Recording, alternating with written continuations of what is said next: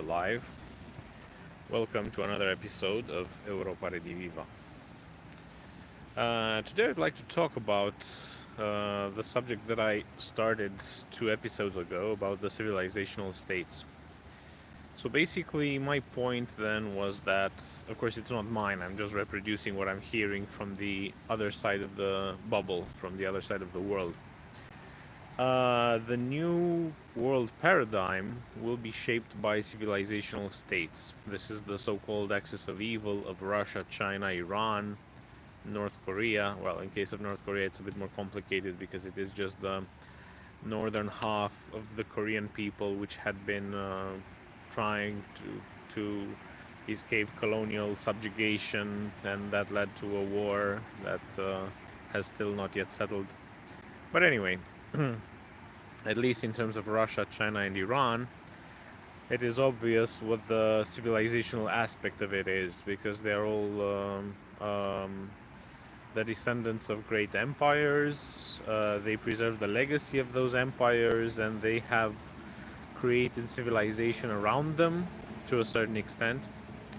So I mentioned in detail Iran last time, and there's this aspect that both Shia Islam and the Iranic languages pretty much owe their existence to the Persian Empire, and these areas, both Shia countries and Iranophone countries, Persophone countries, both of them have a lot of Iranian influence at the moment, which is just, it is naturally explainable, right? So in case of Russia, it's more complicated because it draws its influences from several fountains. Okay, it is the country of the Eastern Slavs, but it is also the third Rome, in the sense that it is the second Constantinople, it is the second capital of Orthodoxy, and its main capital after the fall of Byzantium, after the Ottoman Turks conquered Constantinople. The Patriarch of Constantinople was just the token leader of Orthodox Christianity, but the political leader, to a great extent, at least in Eastern Europe, was the Patriarch of Moscow. So it also has this legacy to it, the Russian state, and it is also multinational, multi-ethnic, multilingual, multicultural state, in the sense that it is the homeland of many other peoples. As I mentioned, the Chechens, the Tuvas, the Bashkirs, the Ingush, the Moldovians, the many things. So it has this mixed legacy, and also a bit of Western legacy in the Orthodox Christianity, that it can be appealable, it can be amenable, it can be seen as a as a as a good enough destination for people who want to escape the West and its current transformation or decadence. And this is what the Russian government has been advocating for in the past few months, with this new legal project of moving people from Western countries there. And of course China, the country of the Semitic peoples, and also the country of the Uyghurs, the Sinitic peoples, not the Semitic peoples, sorry, the Sino-Tibetan peoples. So yeah, China is also building its civilizational position, hoping to get some influence, some leeway with Turkic countries. And today I'd like to speak about other countries that are good candidates for this civilizational state status. One of them being India, another one being Turkey. There are some interesting developments in Spain and in Latin America, in the so-called Hispanosphere, or Iberosphere, if we include Portugal and Brazil, and the Portuguese-speaking Africa, the Portuguese-speaking part of Africa. But anyway, India has become part of BRICS. It is also part of the Shanghai Cooperation Organization. So it is part of the institutions of the new world, of this new world paradigm, which replaces the nation-state model that that came about after the First World War, and which was of course very convenient uh, for a hegemonic power that would have influence in all sorts of small statelets without much historical depth. But India, on the one hand, it is the country of the Indian subcontinent, which is huge. It is also home to a number of peoples, some of them non-Indo-European, like the Dravidians, the Tamils in the south. Um, but through the fact that it is home to the biggest number of speakers of Indo-Aryan of Indo-Aryan languages, and because of the fact that Hindi and Urdu are basically the same thing, just written with different scripts, just like Serbian and Croatian, if you want. There is a possibility, just like it was under the British Raj during the colonial times, that India and Pakistan would come together.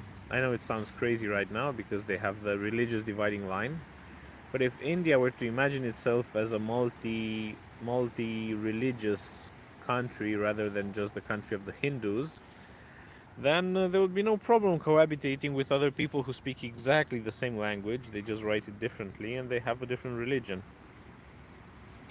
And of course, India and Pakistan together, not to mention Bangladesh and Nepal and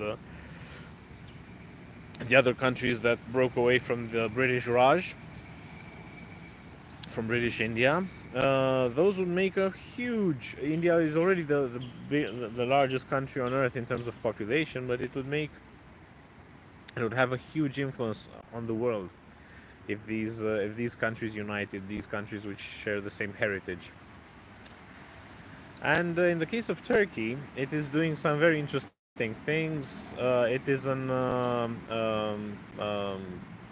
observing member of the Shanghai Cooperation Organization, and it has applied to formally join the BRICS, which means that it will no longer try to accede to the European Union, which it's been trying to do for 30 years without any success. But Turkey has created the Organization of Turkic States, and yes, there are quite a lot of other Turkic peoples. The Kazakhs, most of the Central Asian peoples, apart from the Tajiks, are Turkic, and it can have a lot of influence both in Central Asia, so trying to expand its influence on the other side of the Caspian Sea, but at the same time trying to have influence in Muslim communities in Europe, both in traditional Muslim communities like Bosnia, Albania, Kosovo, in its former realm, and being the spokesperson of the Muslims in Western Europe, much of whom have Turkish legacy, the ones in Germany and in the Netherlands for sure. They are the biggest Muslim groups. So yeah, Turkey is also playing this civilizational card, and it is also integrating with the international institutions that are now being created to replace the nation-state paradigm. And last but not least, there are at least academic tendencies to reunify the Spanish-speaking world, because it is a bit mistaken to think of Latin America as just a sum of Spanish colonies, since these countries spoke Spanish in the end.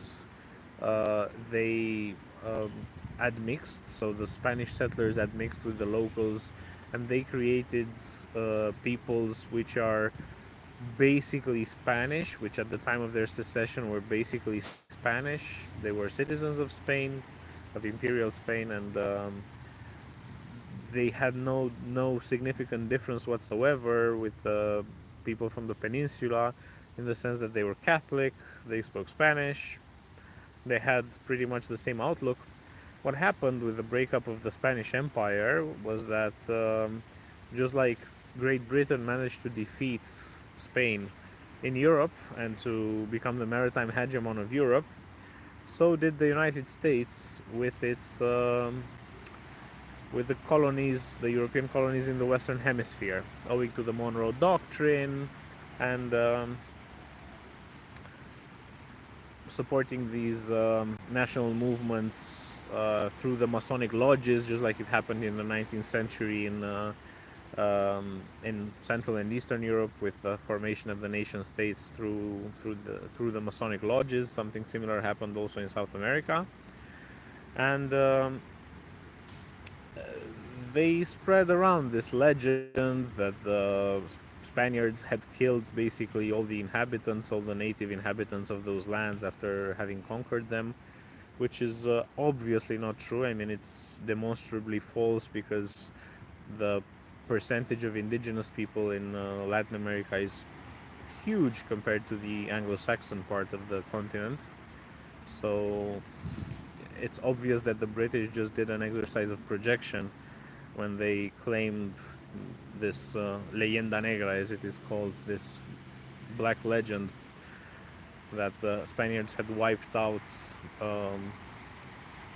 the inhabitants of the Aztec Empire and of the Inca Empire and the Mayas and so on.